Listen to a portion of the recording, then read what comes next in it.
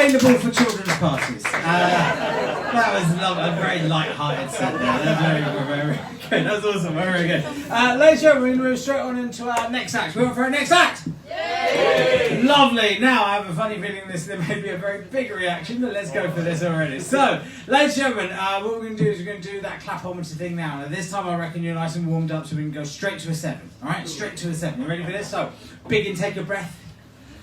Exhale. Hands in your clapatory positions. Get your vocal cords going.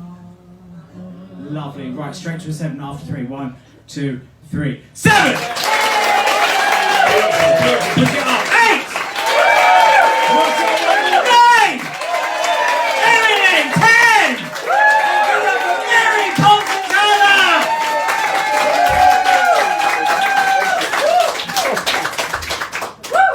I'm considerably taller than him. Take the right way in. There you go. Hello. I'm an author. And like most authors, I suffer from a perverse fascination with stationery. You know, you can always spot us. You know, we're rather like the flashers in a sex shop. We're kind of touching the pens and the notepads. Like they're kind of turning us on. I'm very lucky, actually. I became an author after finding out that my husband was a bigamist and a con man and a paedophile psychopath. So he actually impregnates women to rip them off for money. So you can sort of say that the story kind of fell into my lap. What's more, my kids have 14 brothers and sisters that I know of so far, and that's the tip of a very, very fucked up iceberg. There's more likely to be around 40. Latest was born on the 1st of August this year. So, however, the one thing that's great about that is my kids ever need a kidney. So I walked into a bookshop and I asked if they had a book about a similar subject, and the bookseller just stood there going. So I walked into a publisher instead, and I said, "This has happened to me, and I'm going to write a book about it." And they went, "We'll have that." And it was published, and yeah, they said, "Thank you, we'll have that." That was great. So my book's out, and it's called The Bigamist. And a friend of mine said, me calling my book The Bigamist was rather like calling The Sixth Sense, "He's dead." But bigamy was one of the nicest things he actually did, so it was a bit of a compliment.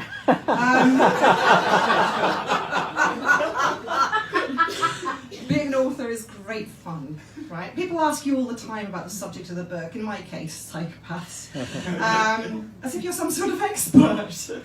And there's nothing like having a documentary made about you called Evil Up Close.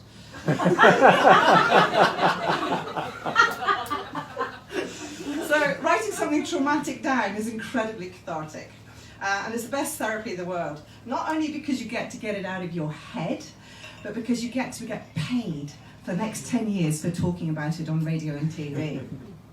And I've been asked every question under the sun. Things like, "Are you stupid?" Things like, "How do you not know?" And worse, the best one I ever got was, "How many times did you shag him after you found out?" But I think the best question I ever got asked was doing a show called The Psychopath Night with John Ronson at the Brighton Dome. And someone up in the gods asked a question, and they said, "Would you ever consider marrying again?" And I shaded my eyes as I looked at him and said, "I hardly know you, but if you're asking." The most embarrassing thing that's ever happened to me was after doing an event at the Edinburgh Book Festival. I'd been doing a book signing after the event and spent about 2 hours signing books. And I was feeling very, very fucking full of myself. Right? I went into the book tent and I browsed around for a bit. And then I joined the queue, the very long queue, at the tills. And there, standing directly in front of me, was a woman holding my book the bigamist. And I was still feeling very cocky. And I thought, this is quite good. So I tapped her on the shoulder and I said, that's my book. Would you like me to sign it for you? And she went, no.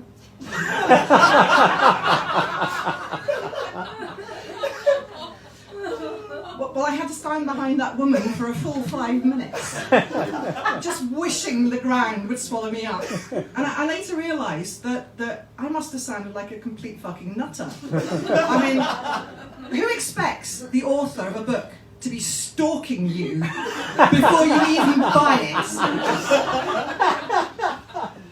But I understand that probably what happened is she went home later on and opened the book, because she probably thought, oh, nothing to do with the book, but she probably opened the book and saw my photo and went, oh.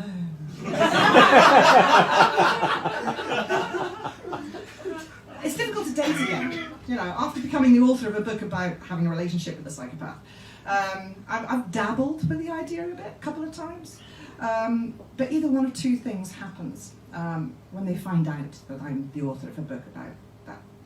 Either they think that I am damaged and a damage liability, or they think that if they mess up, I'm going to out them in another book. So staying single's, you know, become a bit of a way of life. The one thing that still stuns me though, is that after becoming an international best-selling author, never gets old saying that, and outing myself worldwide as the worst judge of character ever, is that my friends still ask me relationship advice.